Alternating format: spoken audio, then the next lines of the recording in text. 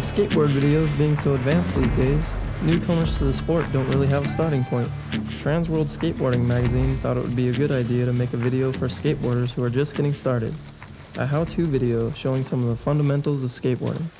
They called me up and asked me if I could help explain the basics of skateboarding and show you how they're done. I was glad to help out.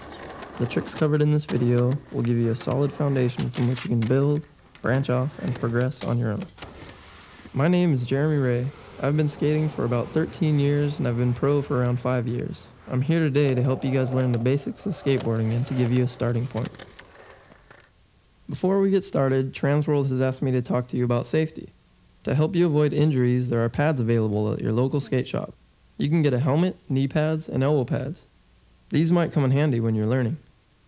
When you step on a board for the first time, you might notice that standing one way feels more comfortable than the other. There are 2 ways to stand. You are regular-footed if you stand with your left foot forward. If you stand with your right foot forward like I do, then you are goofy-footed. There is no right or wrong way to stand, and one stance is no better than the other. There have been great skateboarders from both stances. Once you've established which way you stand, it's time to learn how to push. Keep your front foot planted firmly on the board just behind the front chuck bolts. Keep all your weight centered over your front foot and try pushing with your back foot. It takes a little while to get used to the balance, but after some practice, it will feel more natural.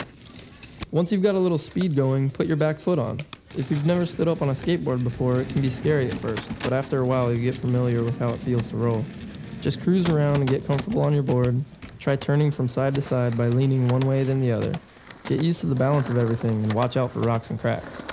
At some point you'll need to stop and get off. The best way to stop your board is to center your weight over your front foot while you take your back foot off and drag it on the ground.